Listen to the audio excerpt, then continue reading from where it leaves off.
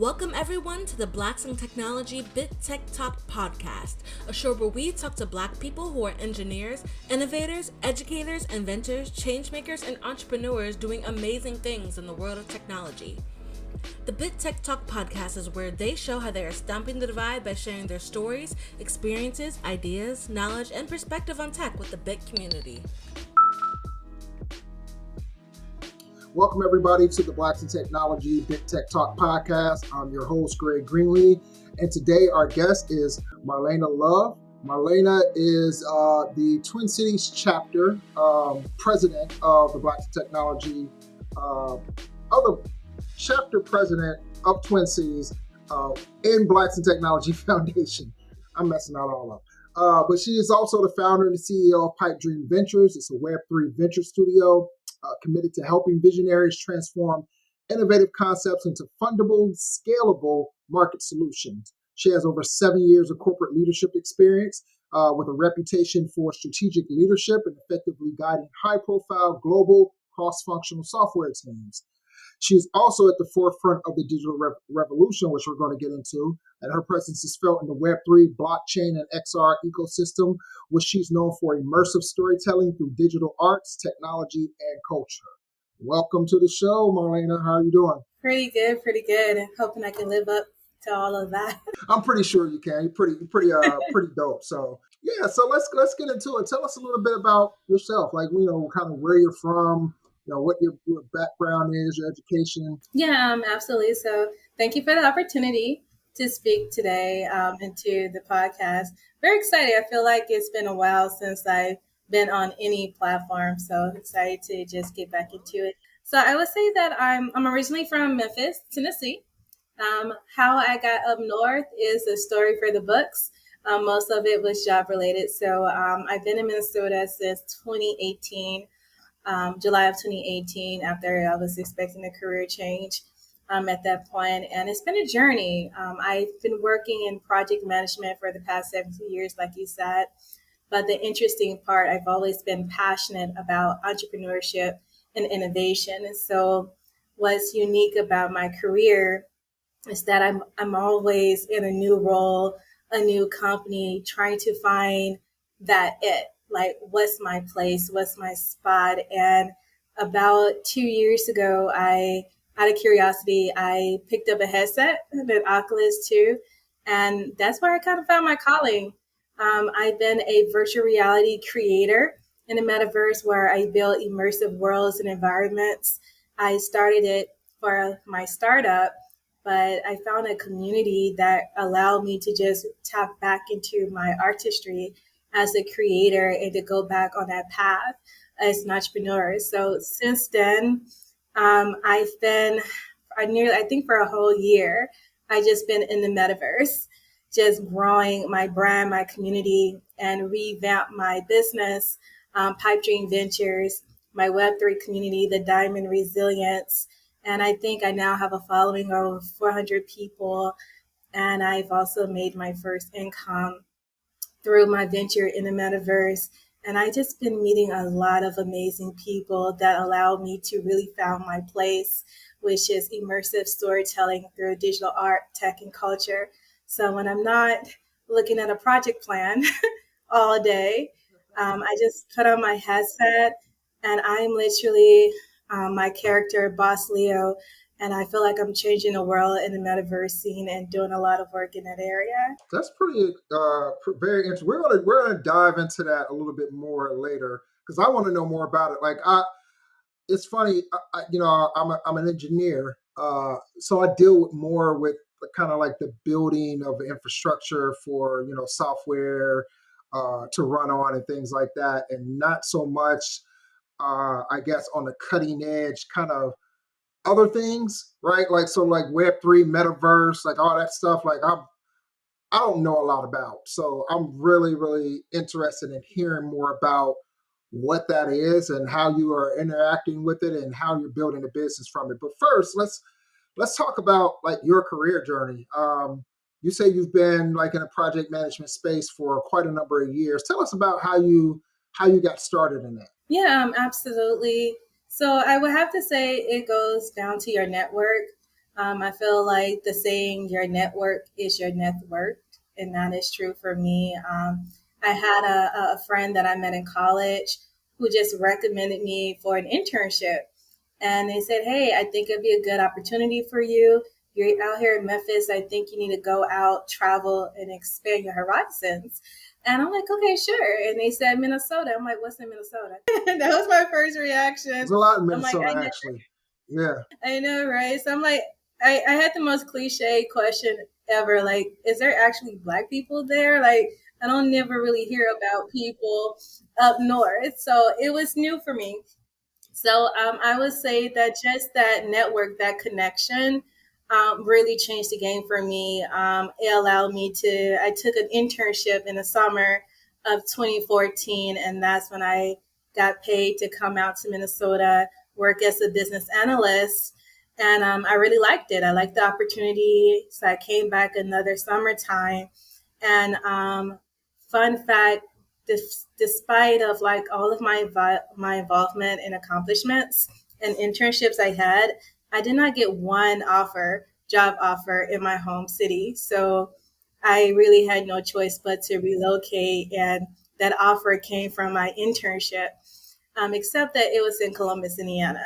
And it was as a project manager, which I had no idea what that was at the time, but I found out very quickly what that was. So I think the first 4 years of my career, I've been letting others decide it for me, my managers deciding my path. I said that, hey, if they say that you're a project manager, then that's what I was going to do. When I look for roles, they said you're a coordinator, you're a project manager, and I've been doing that. And there's always been a disconnect for me into that role. I just never seemed to find the right fit, the right culture. And so it kind of started a journey for me where I just been going from different companies, different cultures, just trying to figure out that career path for me.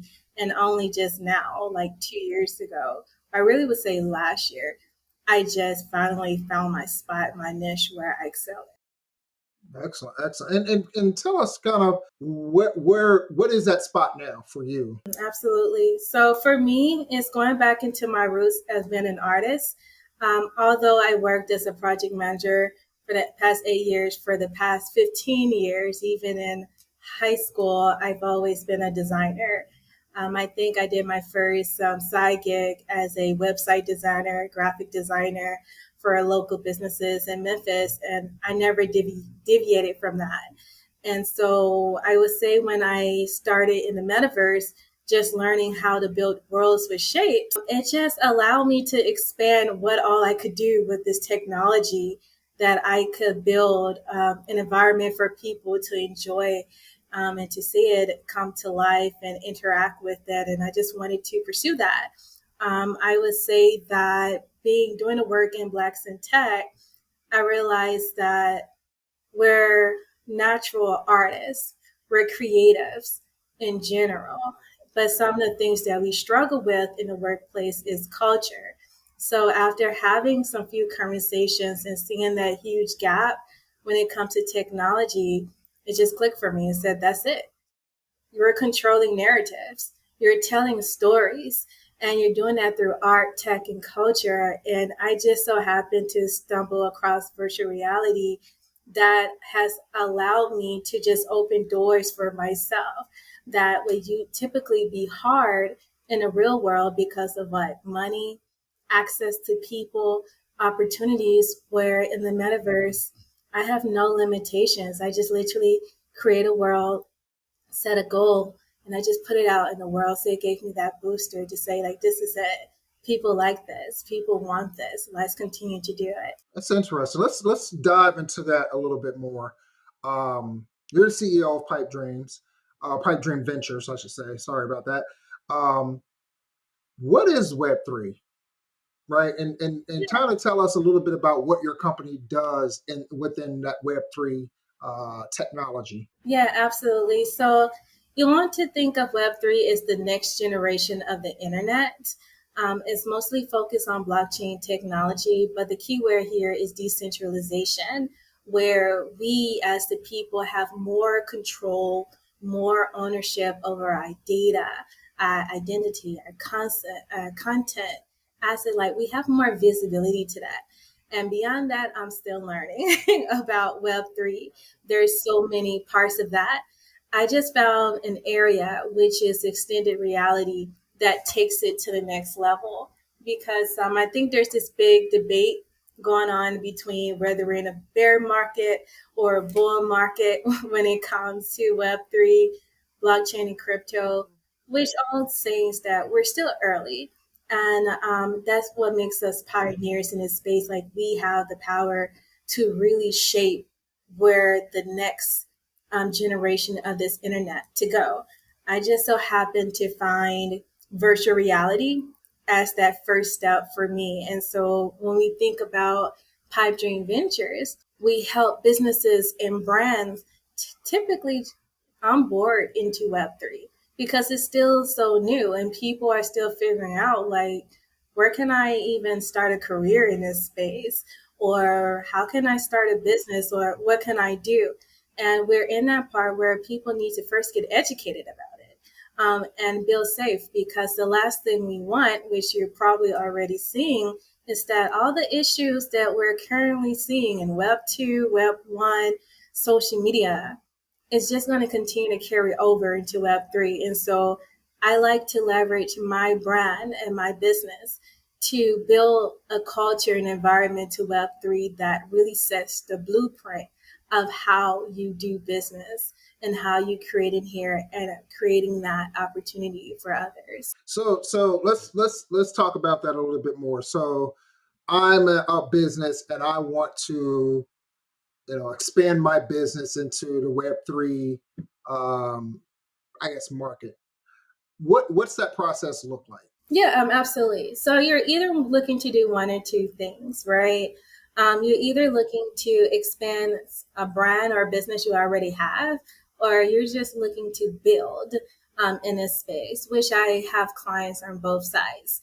And most importantly, we're in a whole digital creator economy where it's more like, how do I build a brand? So when I think of this, not just Web3, I just talk from the area where I'm most dominant in, which is just the immersive technology, extended reality. I'd like to look at this as social media, almost like the social, like Instagram, Facebook, except that you have a virtual environment that allows you to connect with your audience on a different level. So let's say you have this podcast. This is a really great example here. Although you and I are talking on this website, we could do this exact same conversation within a virtual world environment with a cool design, which I have called the Diamond Lounge. The same audio, we have a live audience looking at us. It's almost like you're at a talk show in real life, but you get to connect with people and ask questions, and the audio is just clear. So it's really taking like, how can you connect and communicate in a way with other people that brings you together? And that's what I like about it here, is that I have met people from all over the world, from Dubai, from the UK, from Atlanta. And it's not just meeting. These are people that I've actually like collaborated, partnered with, made substantial income with. And some of them are my clients. People that I probably would see outside, would never talk to a day of my life, but we were able to work together to our common goals. So that's what it allows you to do. I've seen some commercial business. They were able to expand their stores. So if you have like a hair salon and you're just looking to just have a representation or a digital clone of that in the metaverse, you can do that. And you have a global network of people who come and see your store versus you're paying probably like what, anywhere between 20 to 100K to get the real estate for it, to get the loan and all of that, when you can literally just say, hey, I want to sell my products. Let me build a store in a week. Let me have a lunch party. And next thing you know, I have like 20 people buying my product on the week, the first week. So that's what's possible in this space. So that's what is considered like extended reality. Your example of like this podcast and kind of having like a in studio type feeling with an audience, and I'm doing it live and I'm doing it real here. And then the metaverse, it's still live, it's still everything, but it's within the metaverse, and it's now I have eyes on it from all across the world. Could be and it's done within this environment that's a lot more, I guess, glamorous than my orange whiteboard back there, right? Yeah, yeah, that's really what it is. It get to be a space that you get to create. I know, like right now, I'm working with a client who is a community tech hub, right? And right now we're local, where we have students that come in person to the tech hub to learn about all the amazing resources that we have, and we're able to like bring that into the metaverse where you get to access all students from all around the world. Most of them are from the UK, so I say UK a lot, or Australia, but you get to expand your reach to a broader audience because they're liking what you have. So I like to tell people, think of virtual reality, mixed reality, almost like a website for yourself of like, hey, I know you see this cute website that I've done, but come inside and immerse inside of it. Now, I've seen more than just business too. What I really love for this Web3 environment is the support for the artists. For years, we always said that we have the starving artists, you don't get paid. Like, I've seen people come here change the game for musicians who was able to create their own merch store, build their fan base. I've seen artists who are so talented. Like, I don't know to this day how they're able to take a big square and a cube and like a circle and just build a nice statue that tells a story. And a lot of people get to come into that art piece and experience it. So it's like another way of experiencing the emotions of a person's artwork. And they actually get paid for it and they monetize on that. So it's a really way to connect with your audience and tell your story for people to feel that. Have you seen record companies like labels kind of embracing this technology more? Because typically in that industry, you kind of have like the gatekeepers, right? And doing things like with extended reality in the multiverse, it does allow that decentralization of essentially power, right? So now you don't have these, your large record labels and things like that gatekeeping and keeping artists from not only getting paid but doing the actual art that they really want to do, right? Record labels are good at like controlling and directing what they want you to put out, and if they don't like it, that's not going. But when you start decentralizing that and you give more power back to the artists, right? Then the artists are free and able to be themselves. What I'm wondering is how are these record companies, or if you've seen record companies utilize Web3 and embrace this new technology? I haven't seen companies yet, but this not to say that they're not probably already doing it and figuring out. There's always that because we're early, right? I like to think of this like Snapchat. It was all cool and fun until they start adding in all this advertisement and companies, and there's no doubt that it's going to go that same way here too. But I want to go back to that keyword, like the power of the people, the whole thing of decentralization, and where companies will continue to fail is that a lot of people come into the metaverse, and myself included, when I first started out, they come in here and they're like, how can I make a quick buck? How can I be transactional? And a lot of people who come to the metaverse don't come here to be sold to. They come to connect. They come to escape their reality because it is a challenge. But what we all say is that we came here to escape, but we didn't really know how powerful the community is. And that is a big word in Web3, is that it's power in the community. Like you have to nurture your community. You have to give value to your community, because when you're here just transactional and trying to make money, you're not going to succeed. Because although companies can be labels, to be quite honest, and we're seeing it with AI, there's really no need for pretty much Hollywood. It's going to be non-existent. Like there's no really true celebrities. Like they're competing with regular people like you and I. In fact, I've seen successful indie studios. Like I have this crazy video that I shared on Instagram of a local girl. I think she was from Illinois. And I just came in Mm-hmm. on a whole bout of rap scene. I felt like I was on MTV and everything. And these are Are you saying artists you who are, battle rap? I don't battle rap, but they Oh, were. okay. But I felt like I was a part of MTV just watching it front action as Oh, she gotcha. Yeah, yeah. on the mic, and the person behind that world was actually a producer in the studio. So I see more opportunity for those who produce music.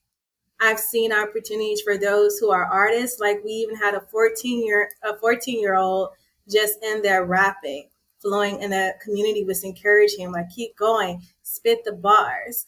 And a lot of people were getting a representation. In fact, I think this was 2 weeks ago.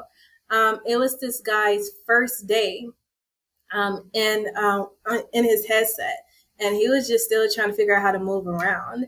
And I said, "Hey, how are you doing?" We was at like a virtual networking party, and he was like, "Yeah, like I'm an artist."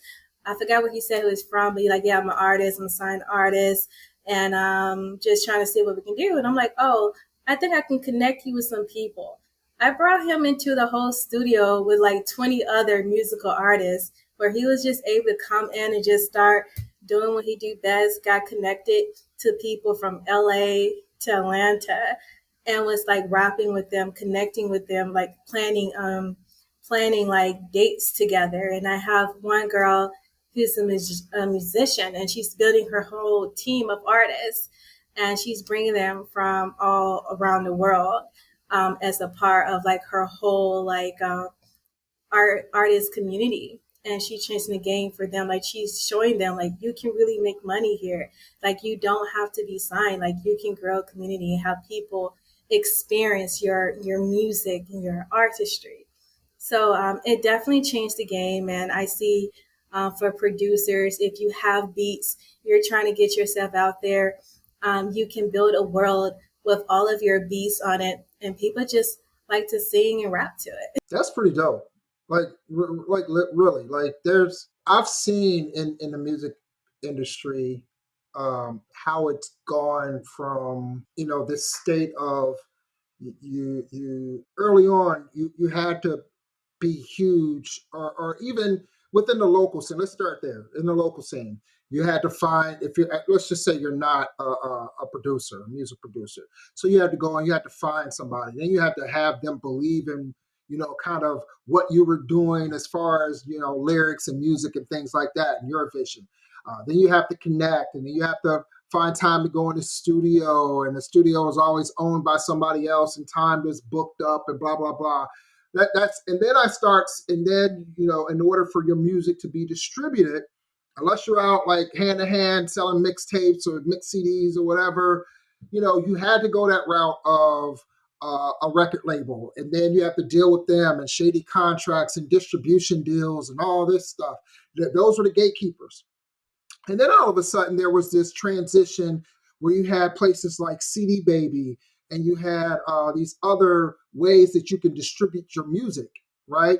That you can, these online distribution outlets, right? CD Baby is one of them. There's a few other ones out there. Can't even remember the names. Then you went from that to streaming, right? That kind of cut a lot of that nonsense out, right? Like, so Yeah. not totally, but some of it, like gatekeepers and things like that, and people get access to your music. Because even with CD Baby, um, they would press up your CDs and things like that. But you still had to get them in the record stores and all that stuff. This is when record stores were really popping. I don't even know if there's record stores anymore besides ones that sell like vintage vinyl. Um, and now you've got streaming, and even there are gatekeepers there. And no offense to any of the one, but the YouTube Music, Spotify, all those, like Apple, like all those, there's still a level of gatekeeping that happens there. Now, the evolution of technology and everything like that, you have the metaverse. Now that gatekeeping stuff is kind of fall to the wayside. So you can get your stuff direct to people. You can connect with people from all over. Now you don't have to, scour your local area just to find, beat makers. Now it's, people that have virtual studios that you can, like, that stuff is really, really cool. And it really shows like the evolution of technology as a whole. Yeah. It's pretty cool. Pretty cool. Yeah, I definitely agree on So that. tell me some, yeah. So what other interesting, like besides like this, the music, some of the art, what other ideas and concepts that you seen like within that space that you feel is really transformative? Yeah, so I definitely want to revisit that gatekeeping because even here, in the metaverse, you still have people that like to gatekeep. But I think what's really valuable is going back to the community piece, especially with creators like myself. So that's something I do with Pipe Dream Ventures. And I launch an initiative called The Exchange. And this is a platform, a world that I created, and a platform where I bring creators, usually 4 to 5 creators together every month. This month we'll be doing blockchain and crypto, and it's a program where for 4 weeks I get to work with those creators, and we get to not 4 months, 4 weeks. I work with those creators, and we try to tap in and see like what can they do with their current passion, their hobbies? How can we turn it into like a brand, a service offering? And the fourth Friday of that month, they have an opportunity to tell their story to the world. So we have a tagline that we use called Transforming Stories of Resilience into Impactful Ventures. And through this exchange, I call it more of a value exchange. Each of these creators within the same industry, they have to exchange it with each other, like a white elephant party, actually. Because that's where it really came from, a white elephant party where we exchange gifts with each other. Because a lot of the artists, the creators in this space was so new, and you have a lot of people that really won't show you the way, or they try to gatekeep. And so being a part of my community in exchange really breaks that for them, where they're able to say, hey, I'm a developer, I'm a scripter, or I'm into blockchain and I do courses. You get to take that to someone who actually looking for that service for you. And so you got a chance to connect that way there. So I would say that those are kind of the opportunities there, is to connect with people to help grow what you're doing and really get exposure. And that's how we break the ice there with that onboarding there. But what I really love the most for the opportunities, I say it all the time, is the ease of access and the time to market. It's unmatched. Like you have an idea on Monday and you launch on Friday. And I have to admit, it freaked me out. I think I was freaked out for like 3 to 6 months because I'm one of those people that I have New Year resolutions. And then at the end of the year, I was like, yeah, I didn't do none of that. I didn't hit not one goal. But what tricked me out a little bit was that everything I said I wanted to do, it somehow happened that I was doing it. And my friend had reminded me, like, we're actually doing everything we said we wanted to do here. And I was like, you're actually right. Like, I'm doing it. And I'm not used to, I'm always used to saying, like, I need to do this or I haven't done that. It's like you have an idea, you act on it. Time is fast. In fact, last year, I did an entire 2-day metaverse summit all on my own there. Like I brought in, I think, over 20 speakers, creators.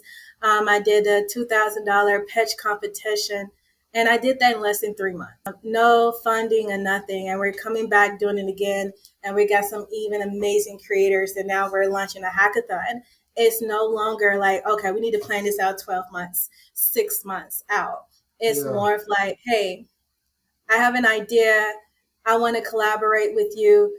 Let's market 3 weeks out. Let's do it. Let's split profits. And that's how it goes here. Cool, So cool. it's a space that whatever ideas that you have, whatever Hmm. that you think you want to do, you can do it. And if it doesn't work out, it just didn't work out because you have already tested it and you validated it in this metaverse. And that is what I'm doing with Pipe Dream Ventures. I just give people like an opportunity, like, let's see what you can do. Like, what are you passionate about? And let's just see if it works. And if it doesn't work after 4 weeks, let's try it again. So I actually have one person who's more like you. Actually, you reminded me of him. He have his own. He's a developer. He built mobile apps, and he just so Okay. happened to got interested in developing for virtual reality and mixed reality. And so he's like, hey, I'm trying to tap in. Like, I see the opportunity, but I don't know what to do. And so he was a part Right. of the showcase. He had a chance to speak, I Very think, on cool. 4 shows already. I got him booked for another important show called Crypto City.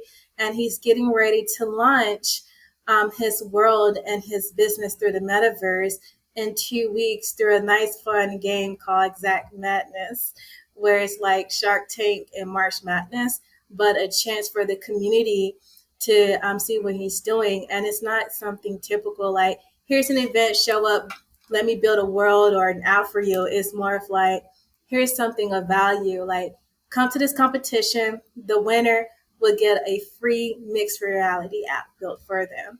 And so these are just one of the many creators that I work with to just really bring that into reality. That's pretty cool. I need to explore this a little bit more. I find myself getting so busy with a lot of stuff. Like when new technology comes out, and I don't know Web3 and metaverse and things like that have been out for a while, but it's still really new, right? As Yeah. far as people utilizing and things like that. And I don't know. I guess I'm more of let me wait and see what happens with this first. But I think I'm gonna have to dive into it. But tell people if they want to get involved, how do they get started? Yeah, absolutely. The most simple way is to just dive in, like get a headset and just tap into the community, see what other people are doing. They can follow me. Well, my Love Marlaina accounts is not really Web3 friendly. I actually have an avatar called bossleo.io and my Web3 community, the Diamond Resilience. And I take a journalistic approach to like sharing like what all these amazing things people are doing, from like working with a person. We're producing a metaverse reality series similar to the shows you see Wow. in Atlanta, but with creators there. So that's actually getting ready to come out. Hopefully, It's gonna be interesting. It's definitely gonna have some drama in it for sure, because you can't escape drama oh anywhere you go. boy, right. So it's gonna be raw, and we have some really good creators that we're gonna put on there. Like, you guys are avatars really arguing. Well, at least Like, nobody yeah, can get it has. physically hurt. That's the main thing. Yeah, that's true. That's true.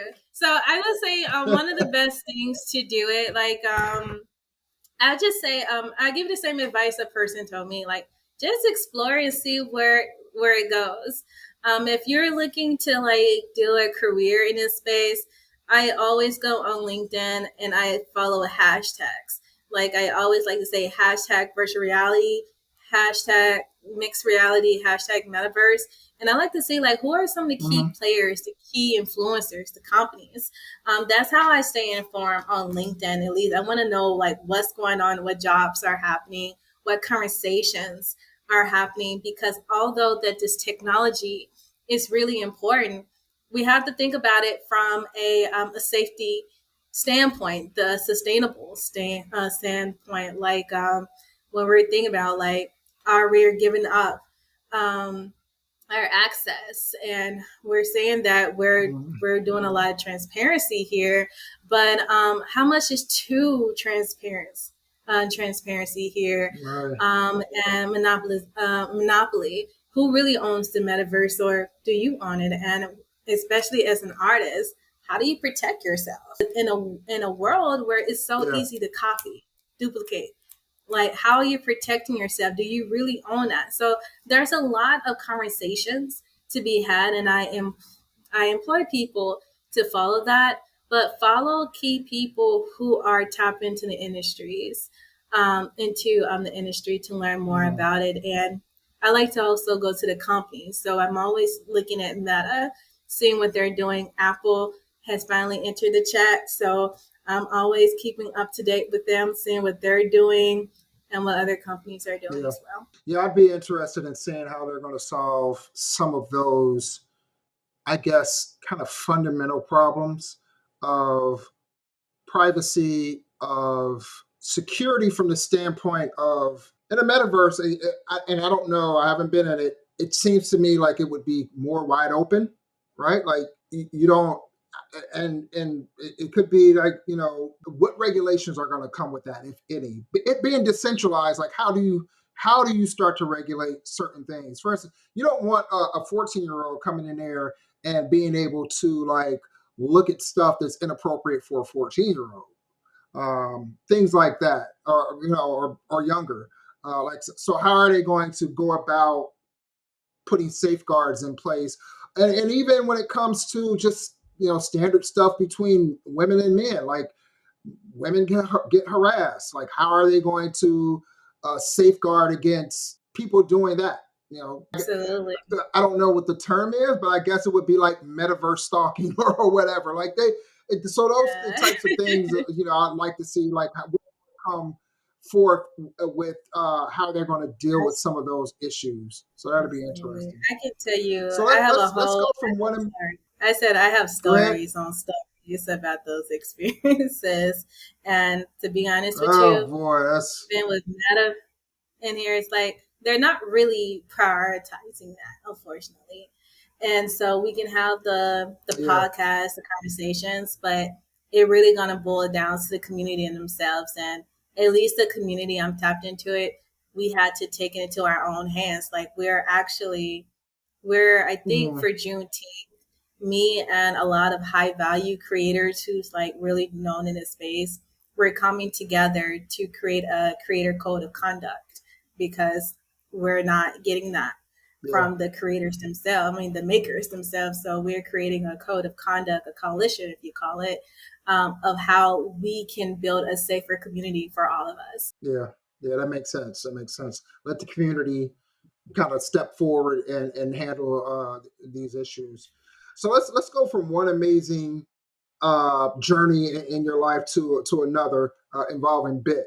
Uh, as I mentioned earlier, you are the chapter president of the Twin Cities chapter of the Bit Foundation. So I want to talk to you a little bit about that, and kind of let's start with how did you first hear about Bit, and then tell us a little bit about how you first became involved in Bit. Yeah, absolutely. I think the first time I heard about Bid is when a friend from college was telling me about a conference here in Minnesota. And of Okay, course, yeah, probably like most people, I thought it was Bitcoin and I didn't want nothing to do with it. I'm like, no, I'm not. I'm not doing. He's like, but he's like, you're black and you're in tech. I'm like, no, not. So we've had that I confusion ended up before. going like I think 2 weeks before I find out about it. And I'm like, well, you know what? It's not that expensive. So I go check it out. It seems interesting. It's a conference. He said it was Bitcoin. And believe it or not, that was when I met a mentor that I still have now as my mentor. Her name is Dr. Okay, Elizabeth Adams. She's now in okay, Atlanta. She's the one that kind of jump started all of this for me. It started with her, really. Like, she was the one who gave me that permission to just go crazy with it. And I still talk to her. So that was my first exposure to Bit. And then I think I was Mm. at a period in my life that I felt like I was doing a lot of Black power movements, and I just got tapped out from that. I was burnt out Mm. from always trying to uplift our community and the setbacks. And I took a break from like Black equity movements. And I think it was, her name was Dr. Timit Gerbu from Google. She was laid off from Google because she was challenging their ethics. And everything that she was saying in Twitter and on LinkedIn during that period, I was like, yes, sister, like I feel it. Like, yes, I go through this in corporate. And Yeah. it just kind of reignited that fire inside of me to say, you know what, I need to come out of sleep mode and I need to get back involved because I've been uninvolved in a community for like 4 years, I believe, at the time. Mm. And so I that's when I was looking around Minneapolis to see like what organizations exist. And I remember I went to Okay. BitCon, and that's when I was looking on the website, and I just filled it out. So I'm like, okay, I remember there's a Blacks in Tech. Let me reach out. And Dennis was like, yeah, we don't have a president, but if you interested, I was like, that is me to always step into a leadership position. So I was like, so that's how I got involved. I was like, well, he said it's open. I'm like, okay, let's do it. So I got Shout in out. since then. Okay. Shout out to Dennis Schultz. That's our executive director of Bit Foundation, and we're happy to have you. You're always super involved, and anything that we're doing from a national standpoint, not just a local standpoint. So I want to thank you for that, definitely. But I know you're doing a lot locally as well. Tell us, a little bit about if there's other people that are involved in the Twin Cities chapters, give us their names and their roles, and yeah. Yeah, absolutely. So I think with everything else that we're definitely in a restructuring period with our Okay. chapter, but I do want to highlight one member that's been really consistent and involved with me. Her name is Samara. And what I love about her and a lot of people I have met, she's a connector. She connects with people, the community, and bring exposure. We did have a long term advisor, Steve Buchanan from Microsoft, Oh, who's really Steve. opened Yeah, yeah. doors. He done amazing work for our chapter, bringing that awareness and also extending that partnership with Microsoft when we needed just a space to have our meetings in. And we do work in the community with the Tech Hub and just really creating career pathways for non-traditional talent. And so we both are sitting on a board representing Blacks in Tech and really creating that career pathways here in the Twin Cities. That's dope. And shout out to Steve has been involved with Bit, and I say involved. He's been involved in the community for quite a while now. And every time the first two times we had BitCon up in the Twin Cities, he came both times. We hung out a little bit, and he just hit me up on Slack the other day just to say what's up and how things going and things like that. He's a really really genuine guy, super smart, and he's climbed the ranks of in technology as well. I know he was a consultant for a consultancy doing like a lot of Microsoft Azure stuff, and now he's working for Microsoft. So that's really cool, and he's just really a cool person. So shout out to Steve Buchanan. Um, Yeah, big shout out to him. you've been yeah, he's cool.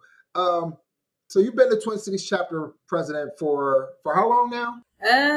It's almost 3 years now, right? 'Cause I 3 years? started Yeah. December Okay. So 2020. okay, yeah, So go ahead and do that nice. And math. so Like, the math is it math? yeah, we're going up. We're coming up on 3.5 years. It's been so. What inspires you to continue to not only be a leader, but inspires you to continue along with the Bit mission and vision? Yeah. That's a really good question because it does get hard. And I explain even to my leadership team, like it's a commitment, even though it's a Yeah, nonprofit, we're having time, like you have to put in work here. And yeah. I think one lady, she said it best when I was working on a contract and I was asking her, I'm like, you're obviously successful. You're dealing with this type of culture. It's like, why are you here? And she said that you have to, because as a woman, as a Black woman, you have to pave the way for others. And that really stuck with me, because it's much time I'm like, man, this is too much. I need to take a break. And sometimes I do take a break. I don't leave because it's like there's so much work to do. There's so many problems to do. And it's like we have to keep going. We have to create those pathways. We have to create opportunities. No one else is going to give us access and opportunity. We have to be ones to create that access and opportunities. So that's what keep me going, is that I know that Yeah, with everything that I have done so far, I know another person can benefit off of that, and they can have access and opportunity because of that. that's that just inspired me. I love hearing. No, seriously, because like it is tough. You as a volunteer, there's not like pay or anything like that, and you're giving your time and your energy, and even in my position as a founder, there's still a lot of times when you feel burned out, but it's Mhm. always there's anytime I ever start feeling like that, and it must be the energy, God sending something. There's always an email that comes or someone that reaches out to me and says, hey man, I really appreciate you creating this space for us in this organization. This is great. I felt like I was on an island. Now I feel like I found my tribe, my community. This is great. I really thank you for it. And that right there, I'm like, all right, I'm back in the game. You keep going, right? It re-energizes me. Those And things you're help. right. Like, go ahead. What were you saying? I said that actually helps. Like just hearing someone tell you, Yeah, like, "Yo, I see you. I appreciate you." It's yeah, like those flowers. They really do help. yeah, yeah. And I kind of lost my place there, but yeah, you're right. No, it does help. It helps a lot, and because you got everyday life going on. You have a job, and devoting time to something else. It could not only is it a time suck at times, it's draining.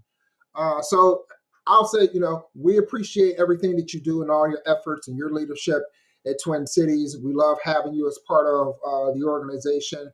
And I'm glad that you feel that way and you feel, ready to inspire the next person that comes behind, because that's what's needed.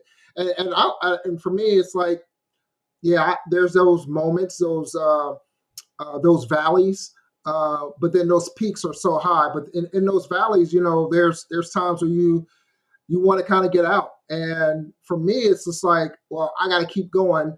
And like you said, paving this way and providing, helping to provide access until this is no longer needed, right? Until we finally can say, all right, we no longer need bit. We've done our job. There's, they're taking us seriously. We found our path in tech.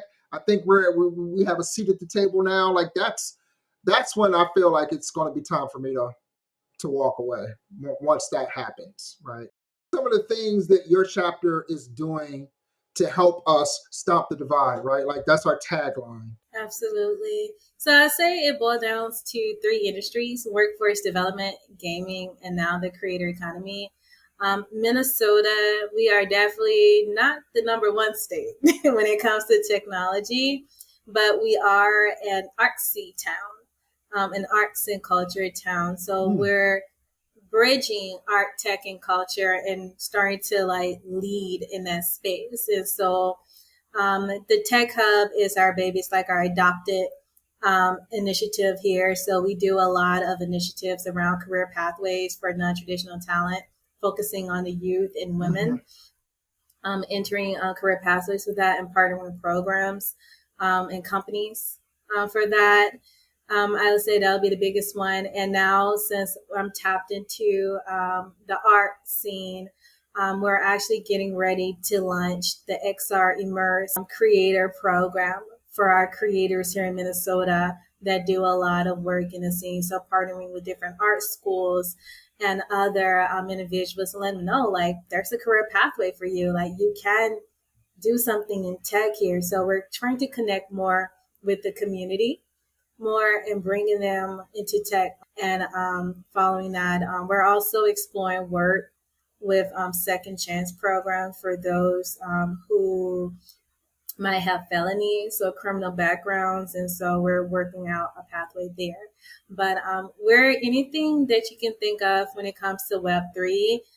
Minneapolis is quickly growing into that, and we're also even in the gaming industry. We're starting to build our career pathways. I think we're starting to have a growing market now in the gaming industry, from esports to indie game development. We're growing, so I'm excited to be a face representing three big industries here, and we're the ones who's creating pathways into a career and as entrepreneurship with that. That's pretty dope.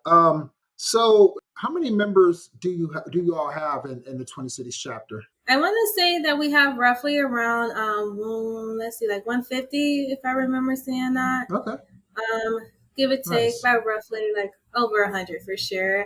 And at our key events, we Yeah, have really good attendees. Come out like more than like 20 to 40 people that come out. So one thing about our chapter, we like to expand through strategic partnerships. So with our key sponsor, Arctic Wealth, we do an annual Amplify event where we bring in all the ERGs together to talk all things tech.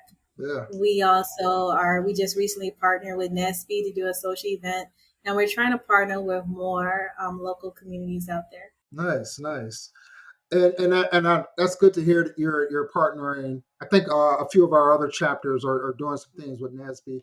I think it's good, especially, and I talked about this on the last podcast. I think it's good to start showing that unity amongst Black organizations, especially with the current like attacks on DE and I initiatives. Like they're coming after you know companies that are some of these like venture companies that are allocating money to Black founders. Are coming after them. They're trying to sue them in court. They're passing laws to strike down DE and I and things like that. And companies are actually scared. Like they're pulling back funds and everything like that. So I think you're right in saying that like if that space.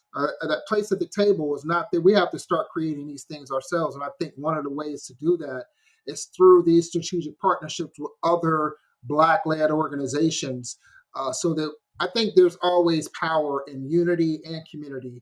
So it's good to see that that's happening with your chapter as well. I like that Last and final unity. question.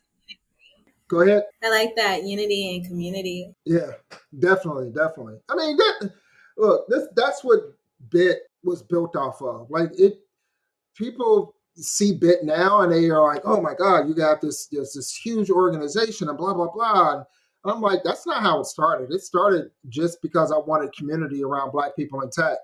And our community started online at first, and it was just a small group of us just chatting and having fun and everything like that. And now it's this this global thing. But we've always kept community at the core of it. And I think that is what separates us from some other organizations, is that it grew organically, it grew through community, and it grew through trust, right? And I think that differentiates us from a lot of organizations that come up now, because we still, when you go to BitCon, you still feel that intimate community feel, right? And you form relationships and network with people that actually feel like real relationships and they feel close, right? So we're going to continue with that. Like that's one thing that I never want to change about what Bit is doing. As long as we continue to have that community feel, then I'm okay. So. What's next for you and Bit Twin Cities? I was telling myself this a week ago that since I'm tapped into the art scene and this is our culture, I'm wanting to really expand that and be a leader in that space. So those would be the three themes that you'll hear me say over and over. I say immersive storytelling through art, tech, and culture. I think I'm going to change it and say like something around narratives, because I think it's important to really control the narrative. And I got that from Blacks in Tech. Like we have to control the narrative of what is seen here.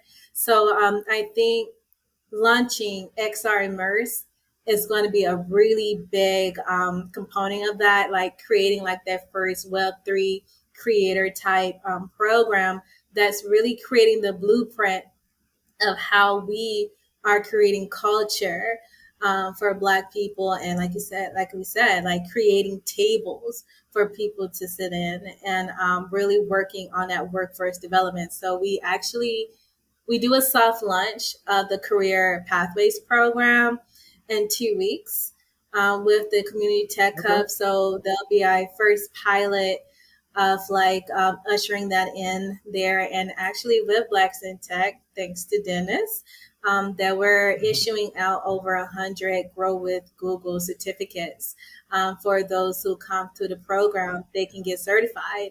I think some of that is with cybersecurity, UX design, IT support, and we have other up and coming programs like artificial intelligence as well.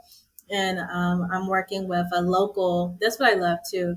We're working with local startups and local founders to help build these initiatives. So we're tapping into our networks. I'm excited to be working with a local group of men who just graduated college, and we're working with them to build out a career pathways in blockchain, whether you want to be a developer or build apps. So I'm excited. So I would say that would be the two things, is that we're really expanding on that creator program initiatives and the career pathways. And we have the Creator Accelerator that'll be launching soon. So announcements will go out. And we will also be doing our first hackathon that would be from July to October. And that will be introducing those individuals into Web3. So if you've never seen or never heard about blockchain and you're curious and don't want to be intimidated, then this will be a international hackathon, not just limited to the Twin Cities. And it's free. Very nice. And you get a chance to really grow your career for that. So a lot of fun stuff is really rolling out. And this isn't something we just planned in December. This is something that I've been working on for the past 2 years. Thank you for your efforts and your leadership at Twin Cities. And, we're just happy to have you, a person, that like you, that inspires others and that inspires me as well. It's always good to see people with the boots on the ground doing fantastic things. And I wish you good luck in everything that you're doing with Web3, with Pipe Dream Ventures, and with Blacks Technology Twin Cities. Absolutely. Thank you. It's always a pleasure. I love doing this. Thank you, Marlaina. Thank you, everyone, for checking out this episode of the Bit Tech Talk podcast. If you liked and saw what you heard, smash that like button and subscribe to our channel and stay in tune with us for our next episode. Until then, keep stomping the divide.